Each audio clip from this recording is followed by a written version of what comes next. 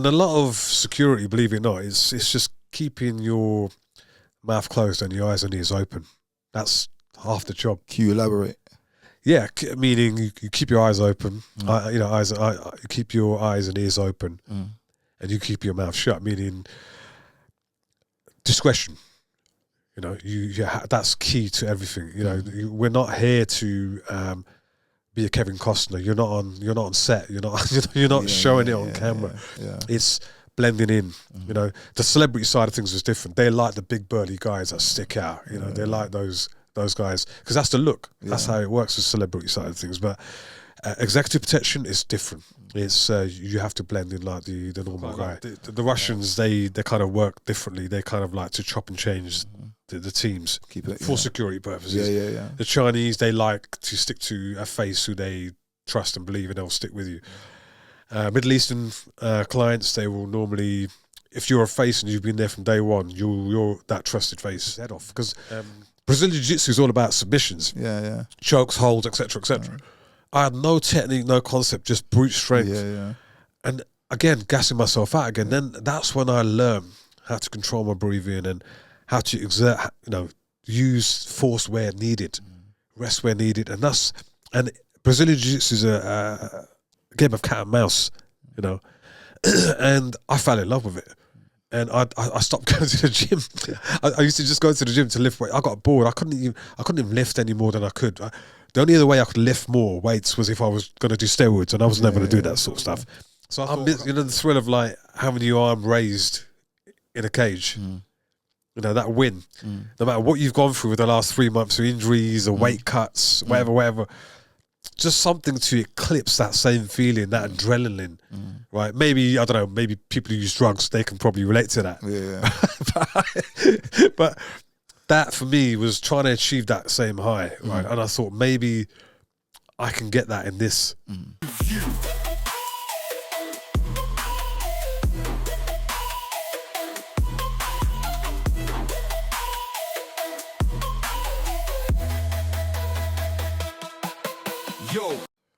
And we're live. Shah Hussain, welcome to the show. Thank you for having me, Ron. Thank you for coming down, man. Pleasure. I like starting at the beginning. Where were you born? Where did you grow up? And where are your parents from? So I was born in Solihull, West Midlands, Birmingham, and stayed there till I was 7. Moved to Slough, Berkshire, and I've been in Slough since. And my parents were born in Pakistan. Obviously, my heritage is Pakistani, but I'm British Pakistani. Okay. Yeah. Okay. So, do you remember much of Solihull? Not really. I mean, Solihull's a nice area, believe it or not, compared to other parts of Birmingham, where we did move around when I was a kid. And it's still a nice area. There's the crime rate isn't as bad as other areas of Birmingham. Yeah. But yeah, Solihull in itself is a nice area. Yeah. Okay. So, what was after moving to Slough, 7 years old? What was your upbringing like? Like, did you live in a specific area in Slough? Did you? Yeah, I lived in Wexham. In Slough, and Wexham is back then. I think it was myself and there was another Asian family, so we were the only two kind of families in Wexham, that area. Okay. But lovely neighbourhood, the people there, amazing. Really, really, really nice background. The area clean. I think it's probably the best kind of start, as a youngster, which anyone could have probably had, compared to other stories of what I hear from kids, having been brought up in different areas and whatnot. So, yeah, really nice area. My dad opened up a business in Fulham, central London. He owned a taxi rank, and that was the reason why we made the shift over. And but dad just wanted us to get away from Birmingham and the extended family. No disrespect to the family members, but it was more so he wanted us to be brought up a little bit more differently, away from the family. And he tried Slough. So we've been in Slough since. Okay. What were your parents like? Were they strict parents? Yeah, typical, ethnic parents. Education was hammered in. Sport equally as well. My dad, he was a sportsman, not at a professional level or nothing, but it was, it was always drilled in us that you have to do sports as well as your education. But education was a factor. Obviously, being with for my parents having migrated there since late 60s, early 70s, the opportunities for them weren't really there as such education wise. So they did the 2 jobs. They did the manufacturing, labouring stuff. In order to lay the foundations down for people like us, for me, for my siblings. So that was hammered into us, like, education and sport. So they were really important. If I got a bad report at school, that didn't go down too well. And I got a beating, and I'm proud of it. I'm proud to have got that beating. Good. How many siblings are there? I've got 1 brother and 1 sister. My sister is 2 years younger than me, and my brother is 5 years younger than me. Okay, you're the oldest. I'm the eldest. Nice. So what kind of kid were you? I say pre-primary school. What kind of kid were you? I'd say I was a bit of a geek, if I'm completely honest with you. Okay. Yeah, I had the jam jars, I had the braces, I had that look. I was a prefect at school. I always wanted to be that cool kid. Mm-hmm. The guy that wanted to be cool.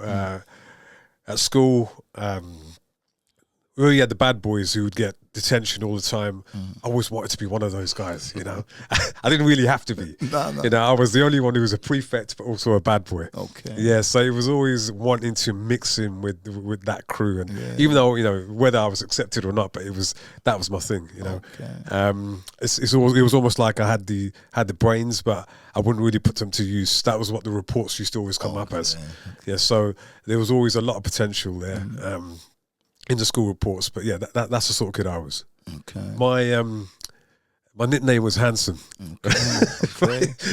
I don't know where I got that one from, but it was purely because what I used to do was I used to carry a comb in my back pocket, right, and I used to carry a pot of gel, which was from our local store, and I think back then it used to cost about 25p. It absolutely ruined my hair, right, as I found out later on in life, but. I used to, in the break times, I used to always go to the toilet, boys' toilet, so I used to slip my hair back and I used to stick the comb in the back of my pocket, like Fonz, Yeah, Fonz already, after Fonz already. I had that, okay. I used to watch Fonz and Happy Days growing up, so it was that thing in me, so my mates called me Handsome. I don't know whether they were taking a mick or they were real, but yeah, that's another thing. Okay. What was secondary school like? Secondary school. Yeah, secondary school was important. It was interesting even. Obviously, I didn't go to a grammar school. I just missed out on my 12+, which it was back then. So I was a bit of a disappointment on that end of it. But I went to my local secondary school, Wexham Secondary School. It was, that's where you kind of realise who your groups of friends are. The group starts off kind of big and kind of goes small. Out of all my friends, that group of friends of mine, I think 2 or 3 are gone now. They're not here anymore because of choices they made in life. So I'm still in touch with a few friends now. So yeah, that kind of they're the experimenting years. Without going into too much detail. You kind of get to know your identity. You kind of like work out what's right, what's wrong. It was an interesting time, secondary school, but I really excelled in sports as well because I decided to do athletics, and that was something I was quite big on. So I used to run the 400 metres and the 400 metre hurdles. Very nice. Yeah. Ran at county level, national level. Yeah, represented Windsor and Eton Athletics Club. So that was my first serious kind of sport during secondary school. I experimented with boxing at 14. And because of my bad eyesight, the doctor wouldn't give me clearance for my medical. So he said, "No, you're too blind. You can't be in a ring. You can't be boxing." Yeah. So that I was gutted because I was quite good. And that didn't work out for me. So athletics it was. So from 12, 13, right the way through till 16, 17. Did you? So somewhere through, let's forget primary school. Somewhere through secondary school, did you know what you wanted to do? Did you have like an idea what you wanted to do in life? Yeah, I wanted to join the police. Okay. Yeah, I wanted to be a police officer. So what I did. Seriously, you wanted to be a police officer? I did. Yeah, I wanted to be a police officer. So what I did was, for my work experience, I think we did work experience in year 10 and year 11. So my work experience in year 10. I thought I wanted to work with children, so I went back to my primary school in the PE department. So I was there for 2 weeks doing that. And then when I went to college, my work experience, which is I did the BTEC National Diploma in Public Services, and it was for people who want to join the armed services, the police, the fire brigade, etc. I then did 2 weeks placement with Thames Valley Police, which was really interesting. Yeah. So I was serious, So I went from school, GCSE, first 2 years of college, focusing on joining the force. But then I decided to pursue a degree, and I did that in criminology and contemporary culture at Manchester Metropolitan University. So I graduated from there. And then I didn't join the police. I went into something completely different. Yeah, so the aspirations were there from day one. Too much time to think about it, innit? After. I think it was. After you've gone to uni, there's a lot of time to think about it. Yeah. And I think also, like, when you're studying, you kind of like think, I want to be earning this sort of money, etc., etc. And back then, I mean, I'm 45 now, but back then, I think the police officer would start from about £17,000. I mean, I don't know if that was a lot of money back then, but to me, it wasn't. And purely, you wanted a bit more than. Well, yeah. I mean, again, like I said, any career you've got to start off low and work your way up. And I thought no, and I'll tell you what made my mind up there was because finishing university. Obviously, you have student debts and whatnot. You want to get a job straight away, so I fell into working in security, and almost pretty much immediately I fell onto close protection work. So, and the day rate I was getting, and I remember back then I was trying to total it up to what a salary would be in the police force, and it came nowhere near. If I was doing what I was doing, which I did, right, sitting in a rich person's house, being able to use all the facilities, and getting paid, I think back then it was about 150 quid for someone who's 19, 20. You're not going to complain, right? I got lucky. I just managed to sort of jump into security straight away, and I didn't. That kind of veered me off the police force. So I went into security. Okay. While you were still at school, just for one more question, I thought I had. Sure. What did your parents want you to be? Because obviously parents have a different idea to what. Totally. Yeah. They wanted me to go into business or IT. Oh, okay. Yeah. So it was something completely different to what I wanted to do. Yeah. Believe it or not, my my form tutor at the time, when it came to choosing our options, I think which was in around about year 9 kind of time.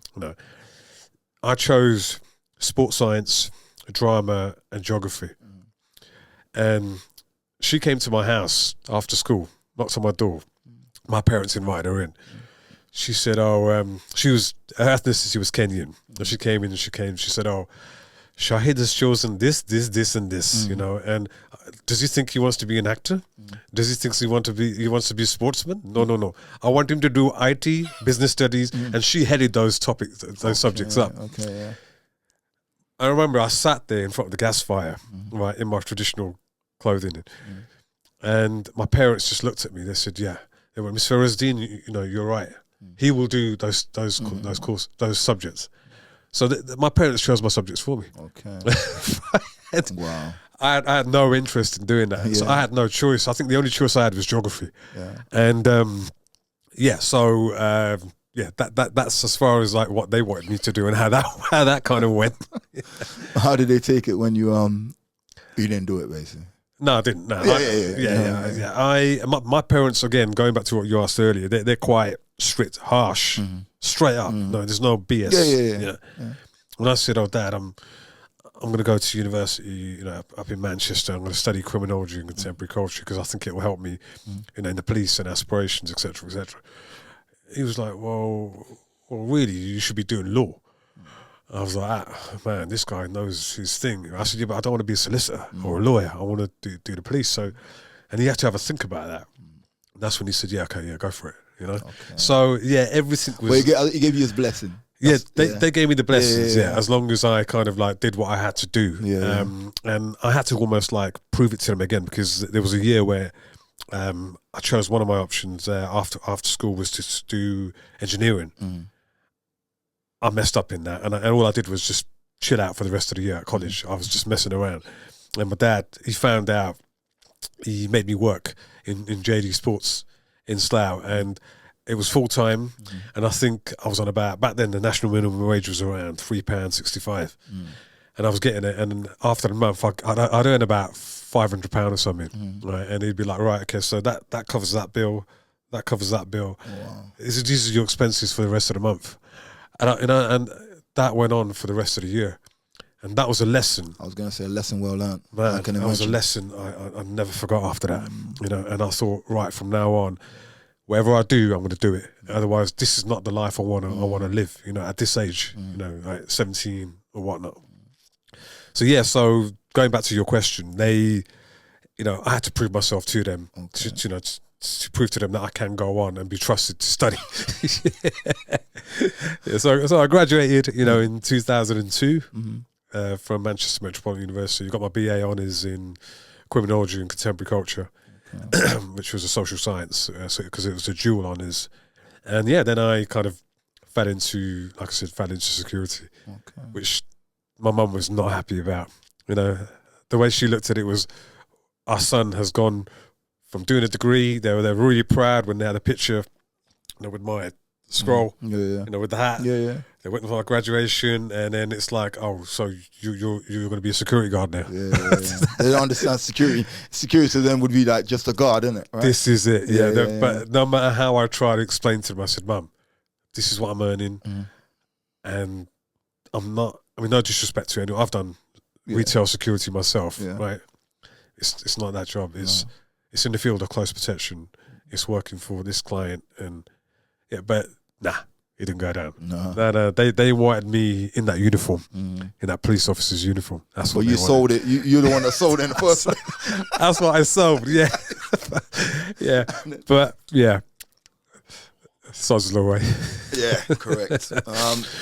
So how was at that age? What's doing security like? Obviously, you get to see. You're exposed to a lot more than the average person. That's right. Yeah, I mean, funnily enough, it was actually a circuit which guys work on, and obviously you're self-employed, and it could be doing events, doing RST, which is residential security. That comes under. You got depending on how big the security operation is, you've got your principal, your client. So it's one. We're talking about one client, but aspects around that client. That's correct. Yeah. Okay. So for example, executive protection, or let's just say celebrity. That would pretty much just be maybe a principal protection officer who's looking after the client. He lives on site with them, etc., etc. So he does whatever they need. Then you've got, depending on the threat level and the risk level. You will then maybe deploy a team to go do the checks beforehand on the itinerary, wherever they're going. You'll have a team who do the comms. You'll have a backup driver and a CP officer in the car in the event where you're travelling to. That car breaks down with the principal. There's a backup vehicle there to get them in. It could be a big operation, depending on who the principal or the client is, or depending on what the threat level is. But luckily for me, my client was high profile, low risk. Because it was a Saudi royal family member, pretty high up. Obviously, in UK, Europe, whatever, the threat level wasn't high. So that's, and I was in that career from then up until 2023. So I was with them for almost 20 years. Same client. Wow. Yeah, it's when you work for different clients, like the Russians, they kind of work differently. They kind of like to chop and change the teams for security purposes. The Chinese, they like to stick to a face who they trust and believe, and they'll stick with you.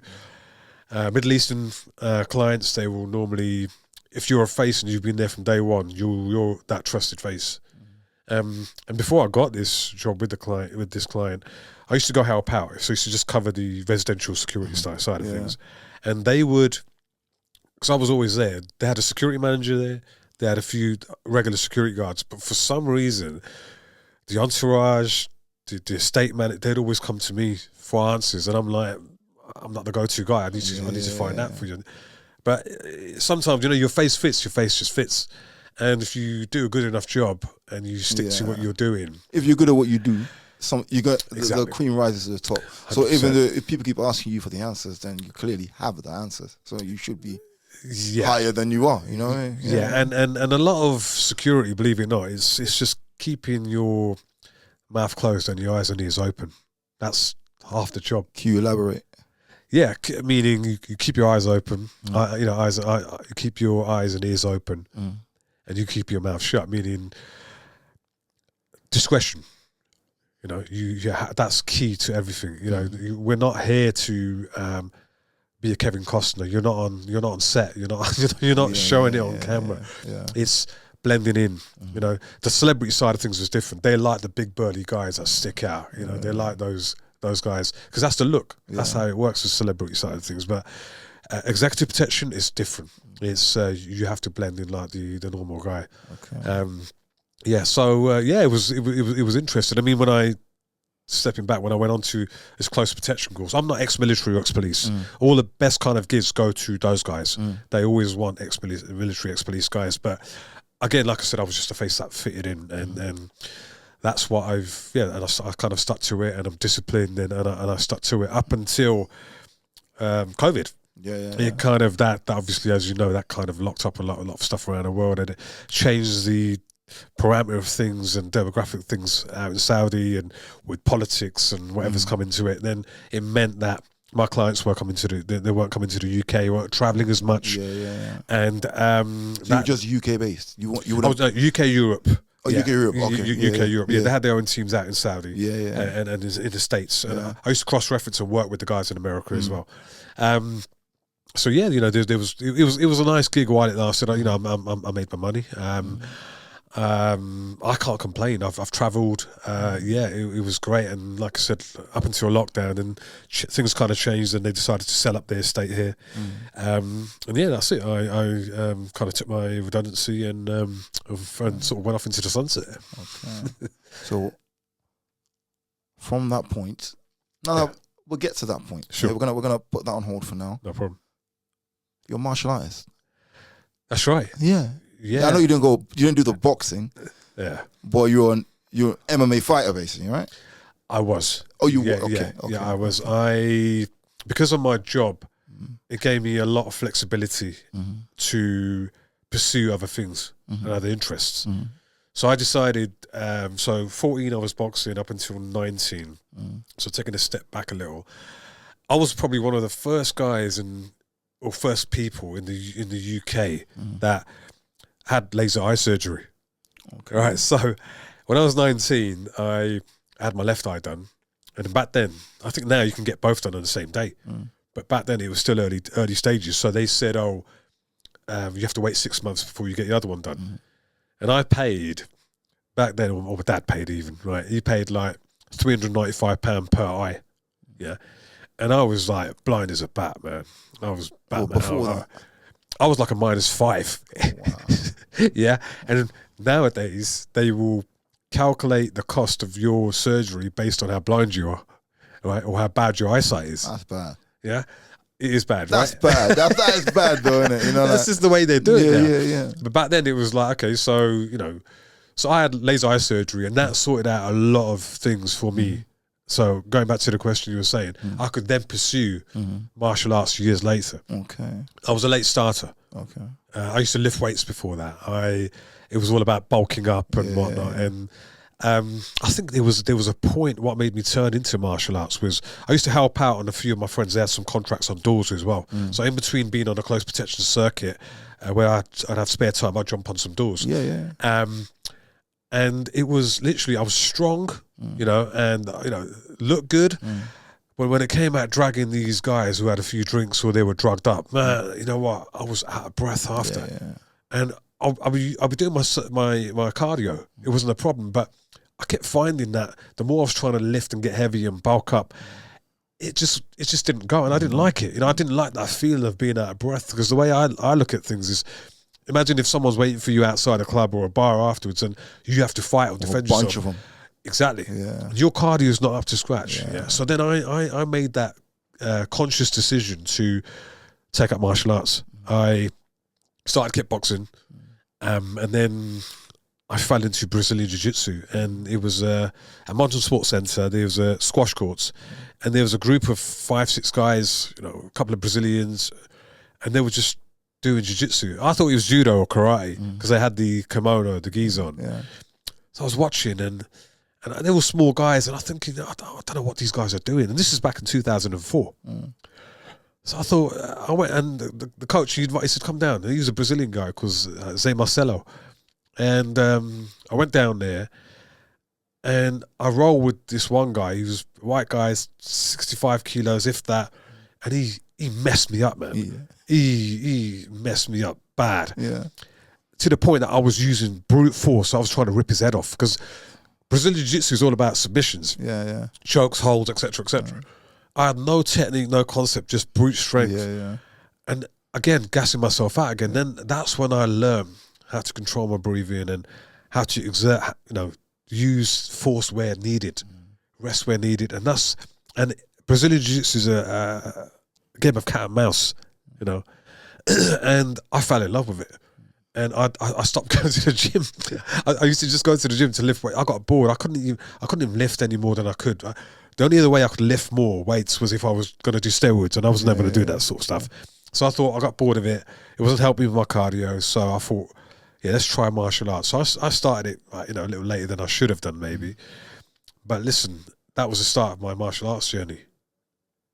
You're black belt, right? I'm a black belt now, in Brazilian Jiu-Jitsu. Yeah. It took me 18 years to get my black belt. Okay. Normally it takes on average about 10 years. But because I focused on MMA and I didn't religiously train Brazilian Jiu-Jitsu in the gi, the kimono. Yeah. My coach, they want you to train in the gi because it's the way to do it. That's how you get graded, and you kind of move up the ranks. So I got my black belt in 2022. Okay. Sorry, no, it wasn't. It was before. 2022. I got my black belt. So it's been about 2 years now. I've been a black belt. Okay. Yeah. So MMA, obviously did MMA for years as well. Well, during the same period. During the same period of like when I was working. Okay. Too.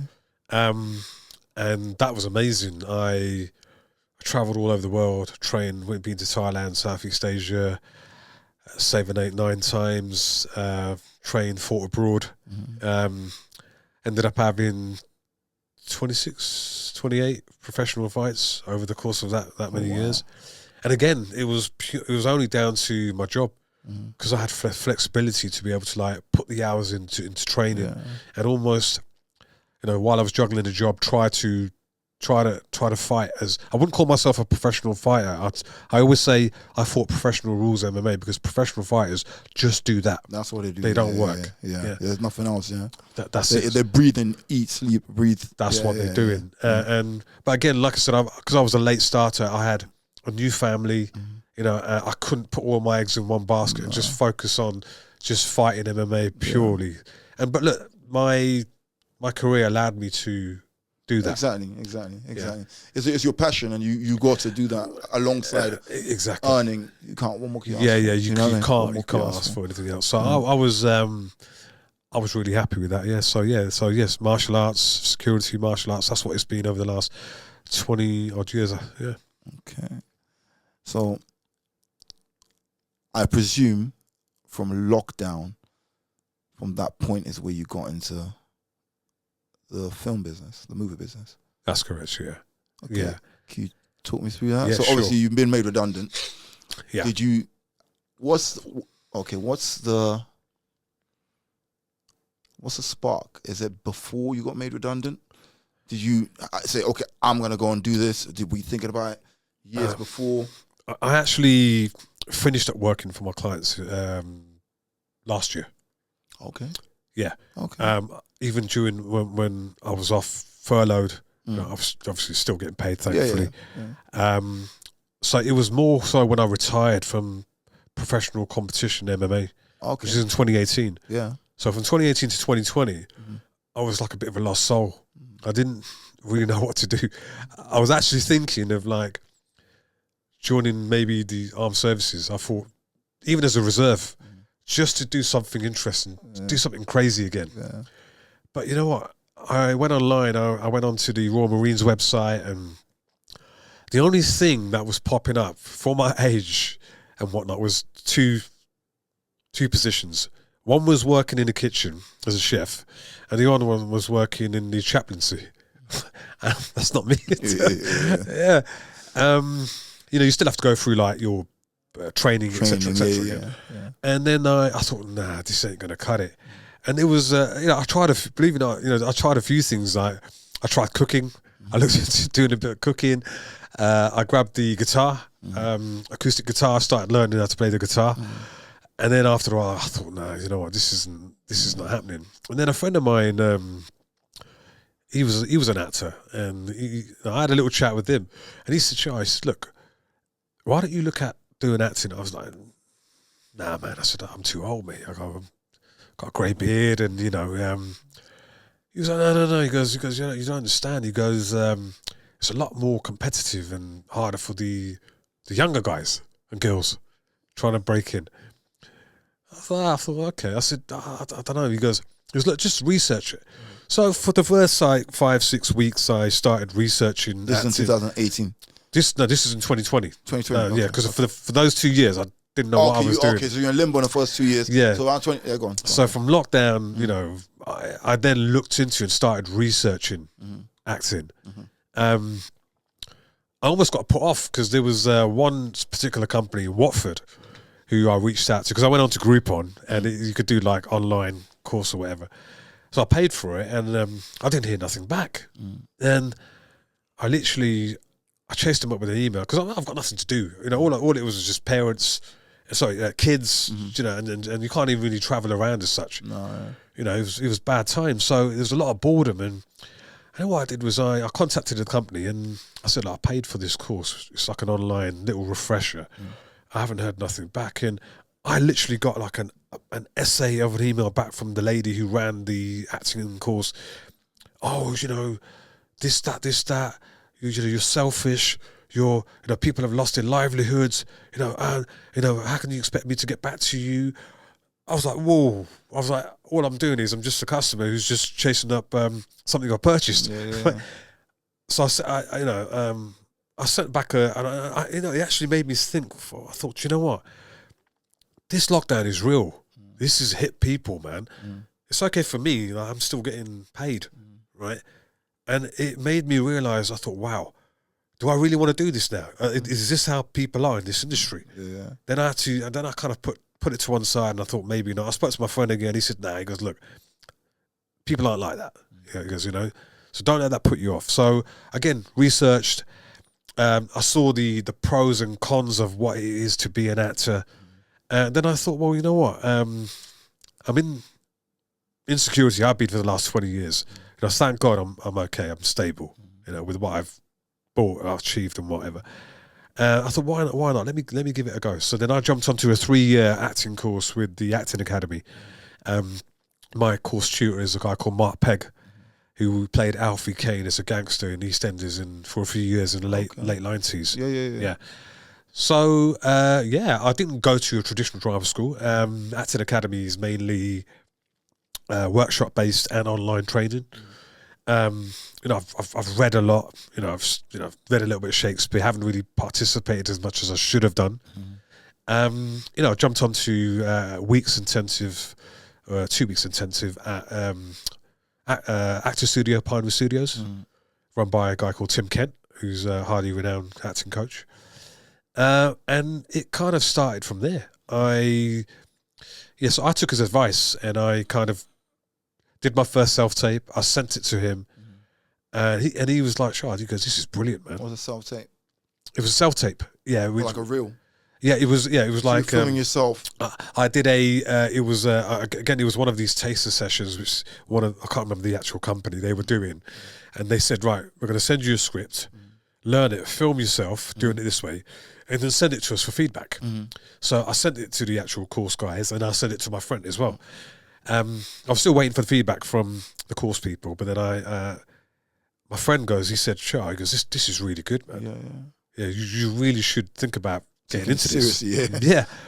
And I thought, okay, well, that's positive. And then I got my feedback from those guys, and they were like, it's good, but you need to improve on this, and that. I kind of expected that. And that's where I signed up to these casting agencies, put my profile on there, learned that you have to be on Spotlight, which is a professional actors platform, in order to get an agent, in order to be put forward to bigger roles. Yeah, so that's how it started. Okay. Yeah. What's the journey like so far? Oh man, it's been crazy. Is it? It has. You mentioned the word crazy. Has it been? Yeah. Has it been on par with the fighting? Or, you know, obviously you're looking for something that's going to keep you on your toes, right? Yeah, exactly. That thrill again, because again, I miss the thrill of like having your arm raised in a cage. That win. No matter what you've gone through with the last 3 months of injuries or weight cuts, whatever. Just something to eclipse that same feeling, that adrenaline, right? Maybe, I don't know, maybe people who use drugs, they can probably relate to that.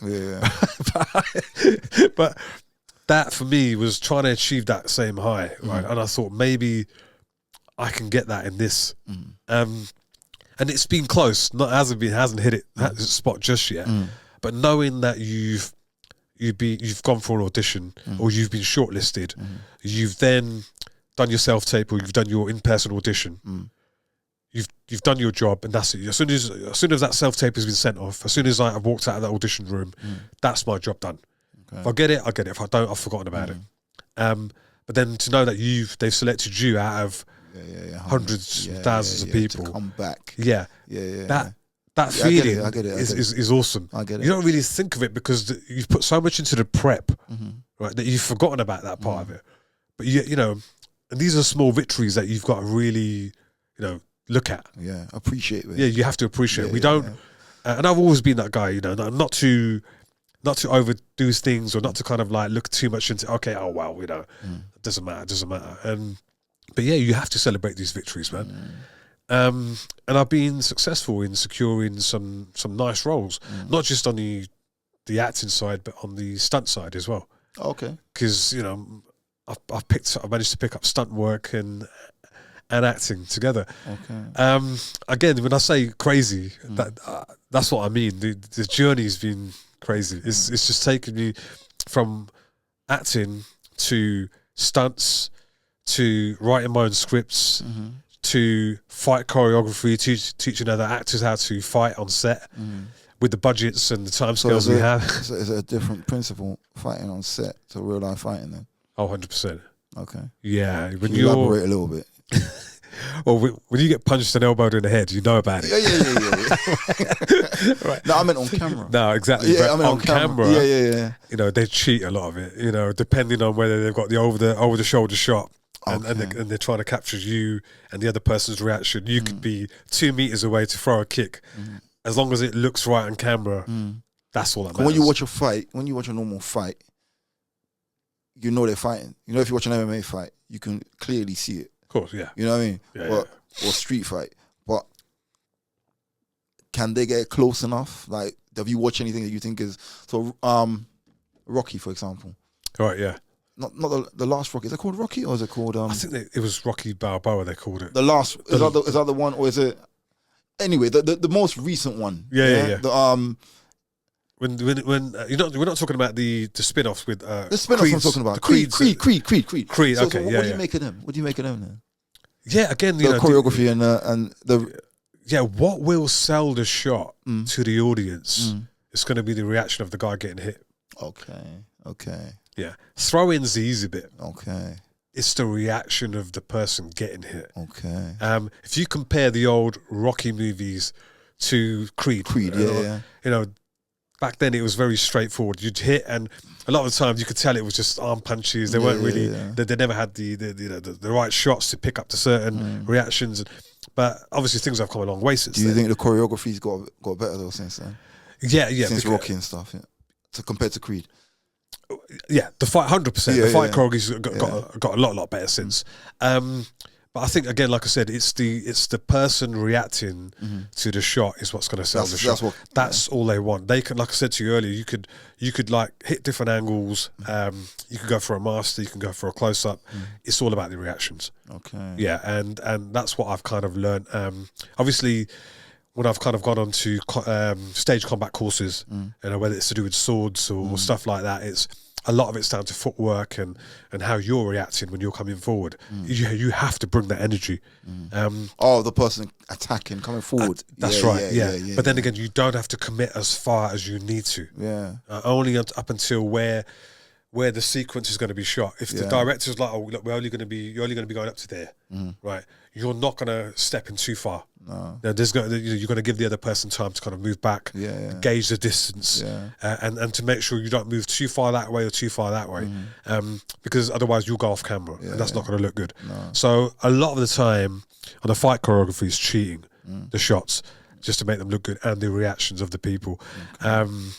On the fight choreography, when I've kind of taught actors, I always kind of go through the fact of like what their background is, what they've done before, any injuries which they may have. True. Because obviously, depending on the insurance on the actual and what budgets you're working with, that's very important. Yeah. So the health and safety side of it has to be bang on. And yeah, it's great sometimes when you know if you can get people who can just listen to instructions and the basic instructions, that helps. And then again, if you've got someone who's got a bit of a dance background, you know they're going to have a bit more balance, so you can show them a few more things. But then someone who's got an injury, you have to prioritize and compensate. So left shoulder injury, you got to make the fight work without straining that shoulder. Yeah, it kind of just works that way, you know. It's so again, like I said, the acting's kind of just brought on script writing and I've written a couple of scripts and again, of your own stuff or for other people? No, for my own stuff. Okay. Yeah, I actually was that close to. I actually started doing auditions. You know, trying to cast for it. I had a guy with camera on board. I had a DOP. I had a sound guy. And man, do you know what? Like earlier on we were talking about. You were talking about being an executive producer. I learned through that process of the casting, I thought, I can't do this. I can't. It's easy being an actor and taking direction, but when you've got to be a jack of all trades, with all due respect, it's true. It's so difficult. From getting the right location, getting a cast. Next thing you know, the location's fallen through. People have like jumped onto maybe other projects paying them a bit more money, so you've lost that. It was so difficult. I chose because there's two scripts I chose. I wrote even. Sorry, one of them was everyone from the Acting Academy. Most people from the Acting Academy, which was my own course. I thought, let me work with the people who I know. And locations fell through. The second script I wrote, it was cast that dropped out. And I thought, I'm just going to focus on one thing, which is acting, and I will leave this headache to someone else to do in the future, or I will pay someone else to do that in the future. Exactly. And even if I have to be behind the camera, just giving the direction, I will just do that. But I'm not going to do an executive producer's job or a producer's job again. Honestly, I'll take my hat off to those guys who do that. Yeah. So roles you've done, you work with Michael Dapper a fair bit, right? Yeah.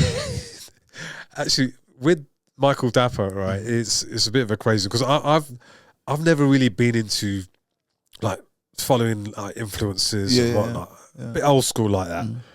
Even on the music scene, I don't really know the who's who of music and movies, TV series. Okay, and funnily enough, it was almost like around about the Notting Hill Carnival last year, where Michael Dapper, he did a sketch, and it just came up on my Instagram, and I loved it. Swill, that's right. Swill. And it was hilarious, and I sent it to a few friends and whatever. Literally unknown to me, like I must have been on one of the casting sites a few weeks previously, and I sent them my profile because I had an operation on my nose, so I was recovering at home. It was 2 weeks after, and a day later, after I forwarded that sketch to that Nottingham Carnival sketch to a few friends of mine, an email popped through, and it was a producer of Swill. Check that out for timing. Yeah. And he said, "Oh, Shah, we like your look. You know, would you be interested in doing a sketch?" I went, "Okay, cool. Send me here's a script. You know, obviously you can make it your own, etc., etc." You know, we agreed the rate, and I thought, okay, so you know, Croydon, it's not too far. I'm not doing anything. I said, "Listen, guys, just to let you know, I've just come out of hospital. I've had an operation on my nose, and it was swollen, big time, right?" And they go, "Send us a picture." I sent them a picture. They said, "Man, you look perfect. You know, you've got that whiskey nose uncle look." So I thought, okay. And I thought, oh man, this is gonna go out. Yeah. But it still hadn't clicked as to who this project is. Yeah, right? Yeah. And I thought, okay, do you know what? I'm not going to put this out. I thought it's probably a little comedy sketch online. I won't put it on my showreel or nothing. It's only when I went there and I saw the guy, I was like, oh, right. For this one. But yeah, I put two and two together. Because all I had was a script there and I was just learning the lines, yeah? And that's running through my head now. No, you know what? This is going to go out, yeah. And I look like a state. And I thought, you know what? Forget it. I'll just say the hair and makeup guys did a job on me. And you know what? Michael Dapper is such a nice guy, man. He's so cool. Yeah. And you know, he came across really cool. He gave me his reasons for wanting to do that particular sketch, and it was around the race riots that were going on there. And we had a little laugh and joke about that. And yeah, it was comfortable, and we ran it through. And then only after I did the sketch, on my way home, because I caught the train that day, yeah, I was going through his Instagram, and so I didn't know who he was. And I thought, man, this guy's big. Yeah, massive. And then this sketch is gonna, when it goes out, it's gonna go out, and it did. It went out. Yeah, it's big. And I kind of I went along with it, and like I said, I made it my own as well. You know, I made it out to be that uncle. Indian uncle who owns an off license, who's not with it. It was great. It was good fun. Yeah. What other things have you done that have been exciting? Then crazy, not even exciting. I like the word crazy. Crazy. What other roles have you done? You know, like you said, give me an example of where you've gone, auditioned, it's come back, you've gone, done the role, and you're like, it's just been crazy. At the end of it, you're like, yeah, this is why I'm doing this. This is why I get out of bed, basically. Yeah, I think the one that comes to mind isn't exactly acting. This would be on the stunt side. Go on. So I was picked with 2-3 other guys from the guys at Palmer Studios, from the British Stunt Register guys, to do a project on Red Notice. And they had practically finished filming most of the film in Atlanta. You know Red Notice. I know Red Notice. Rock. I know Red Notice. Yeah. So they brought the set over to the O2 purely for the Ed Sheeran scene, right? And our scene was to literally, they recreated the bit in Egypt. We were the SAS guys. We had to run on stage, and my scene was with Ed Sheeran, where I go past him, I barge past him, he gets back, he swings, he gets his guitar, he swings it at me. We grab him and drag him off stage, right? And literally, it was over in about 15-20 seconds. For some reason, you know, every time we did about 19-20 takes, right, already. I had to run up on stage, go through our dialogue, his dialogue, do the action sequence, but every single time we kept trying to drag Ed off stage. They had a dolly, the camera, and it was going across that way. They were following us. Ed would just fall downwards, and what they wanted was to get his reaction. So while we're dragging him offside, he's facing the camera, delivering his lines. And like I said, 20 takes in, I was knackered. I was hot, you know. And the director and the producer, they're scratching their heads. The stunt coordinator's there as well, and they're like, you know, and they don't want to tell Ed Sheeran, "Oh, Ed, can you do this facing up?" You know, some things you just don't say to certain people. And the stunt coordinator is an old guy, you know, he's been in the industry for years, and he's scratching his head as well. And they're like, everyone's kind of looking at each other, and obviously what clicked in them for me was my martial arts background. And I went, excuse me, guys, can I just suggest something? So stunt coordinator's looking at me like, don't say nothing which you're gonna. I went, Ed, if I come in, I'm gonna get you another underhook. I'm gonna grab your clothes from the back, okay, and you do your thing. And however we do it, if you fall forward, I will drag your arm back, and they won't see it on camera that my hands are grabbing you back, because he was coming in with the overhook. Overhook, he's in control. Underhook, I'm in control. And the director went, Marshall Thurber, his name is. He went, yeah, let's give it a go. One take. Bam. Done. Yeah, done. Nailed it. Oh, right. And the stunt coordinator was like, why didn't you mention that before? I was like, well, it's not my job. You know, that's your job. Yeah, it's true. I didn't say it to him, but but it's true. It's true. yeah, exactly. And the scene come out really cool. I think his line was on the lines of, "Oh, you know, who are you? Do you know who I am? I'm Ed Sheeran, bitch." Yeah, and he swings his guitar, and so you can see it clearly in Red Notice. But that was probably one of the crazy kind of things I can recall, you know, on a big project. I'm trying to think if there's any other things that have kind of happened, and not really. I mean, other than that, it's just been like audition processes, which, you know, you've got the job or you haven't got the job. You know, there's a few things which you kind of like set your heart on, and you really want. You know, there was a film coming out with Riz Ahmed, and it was an adaptation of a Shakespeare novel, but set in modern. What's the name of it? Oh, do you know what? It's gone. This is embarrassing. It's gone. Yeah. I'll Google it. I'm pretty sure I can't remember the name. Yeah, but I'm pretty sure I know. I think I know. So what? So Riz Ahmed and Anil Karia, who's a director, they'd previously just won an Oscar for one of their short films, which they both did together. So I thought, you know what?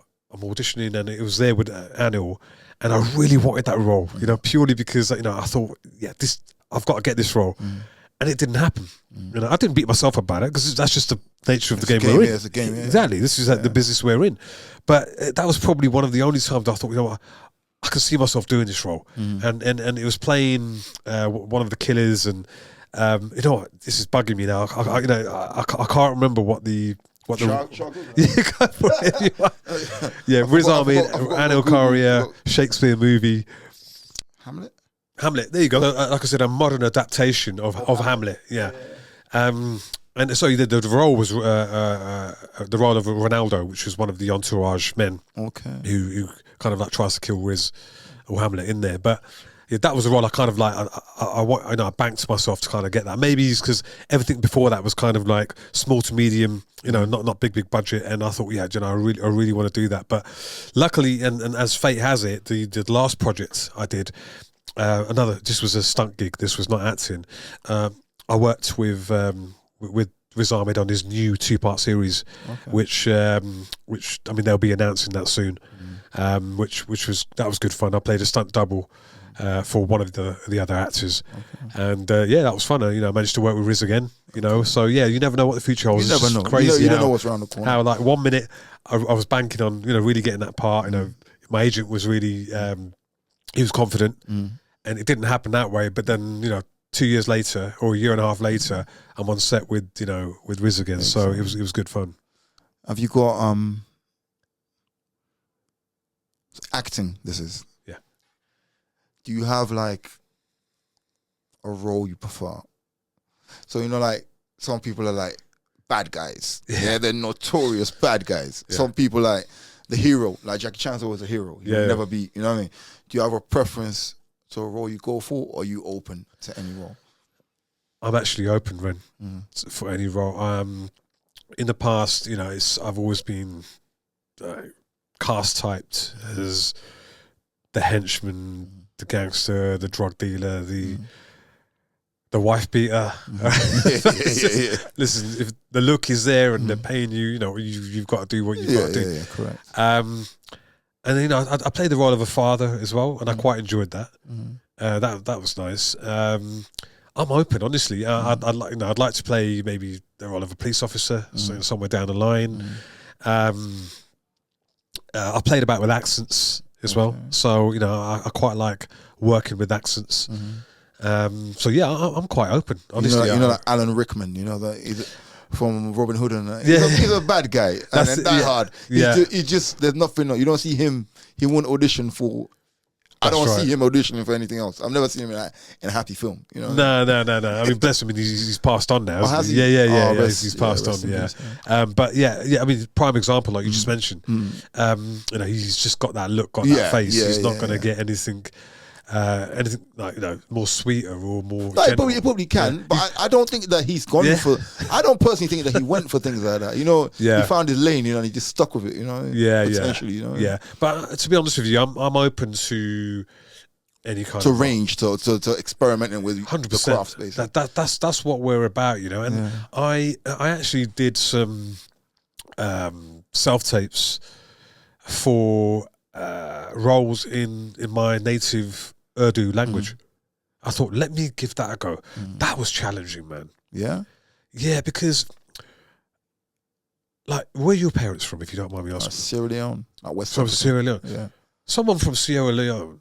If you're an actor now, you can try. Can't replicate. You can't replicate. You can't. I can't go there and try and play a role for somebody that's based there. I get what you mean. Even with the accent, right? It doesn't matter. You can tell. They will to be able to tell. Yeah, you can tell. Right. So I think that's probably what's kind of held me back on that. I've done stunt gigs on Bollywood sets, right? But the acting, I almost had a few roles, but there weren't that many lines, so I didn't mind. But where you have to deliver a good monologue in a native language, or a harsh native accent, tongue, it's hard. Regional accent, you got country accent, regional accent, character accent. You know what I mean? This is it. You know, it's difficult, but you know, I'm open to that sort of stuff. You know, if I've got the time and resources to sort of like work, I think you gotta go live there for a bit, a month or two. I think you're right. Like, just live there in a month or two, and then everything would be normal. But if you pop out there and you're trying to do it Zoom and everything, I don't think it would work. But if you're there on the ground, refusing to speak anything else, just functioning normally, maybe even like get a job similar to your role or whatever, you know what I mean? Like, you're in character, then it'll work, I think. 100%. I think it can be pulled off, but like you said, you've got to really immerse yourself in the culture. That's it. You have to really put yourself out there. Yeah. And listen, unless you're getting paid big bucks, you know, like big budget. If it's a big budget, this is it, Who did I read about again? I can't remember now, but I read something recently about a big Hollywood actor, and he went and lived 6 months before the film or something like that. Yeah. And then speaking, just lived like normally. Yeah, an example is a great example is Daniel Day-Lewis. Yeah, he's a renowned method actor, and I think in one of the films he's in a wheelchair, and I think it was something around that time scale, about 4 to 6 months.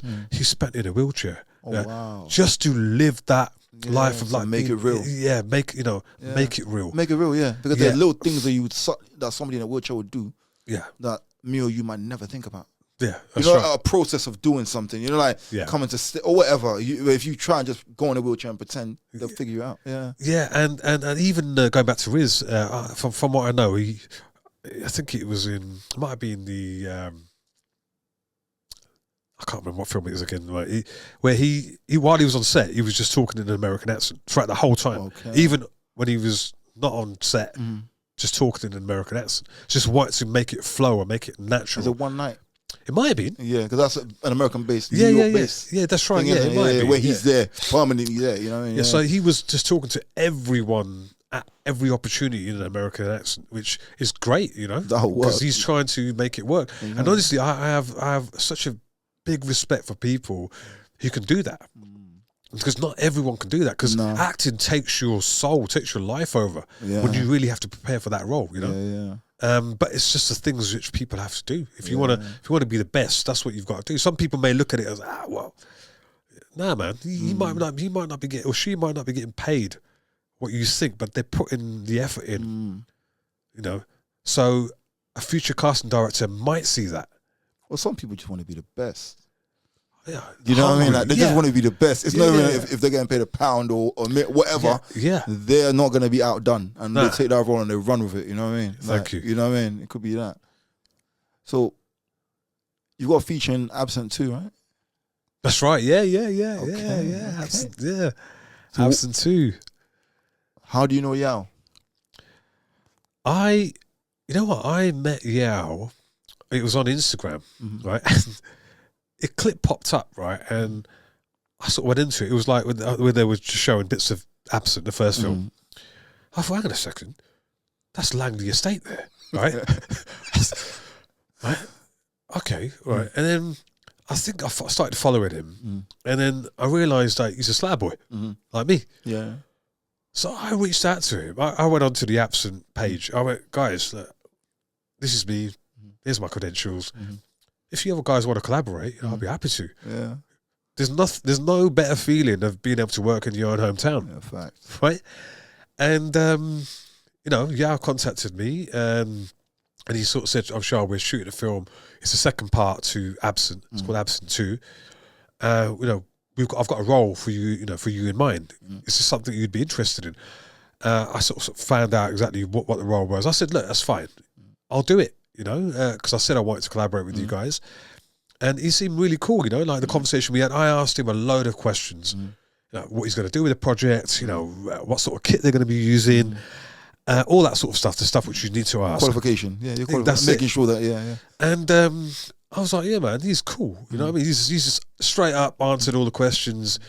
There was no, this, that. Like, I've had experience in the past with, some people straight up. This is what we're going to be doing. This is what we're going to be doing. This. He asked me some questions. I asked about, will we have time to rehearse before? I think you like that. He said, "Oh yeah, 100%." And then the greatest thing was that he sort of said, "Shah, because I'm looking for a boy to kind of, do you know anyone who I can?" I said, "My son can act. He's just done his school play, and he did The Lion King. He done a great job of it, and he's doing drama at school."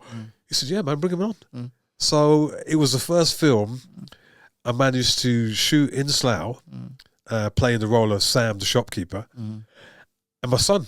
He's got a role in it as well, and he was buzzing. I was more buzzing for him. That he's done the stage stuff. Now you can experience seeing yourself on the screen. Camera, yeah. So it was a win-win situation. But Zhao, I mean, I called him Junior.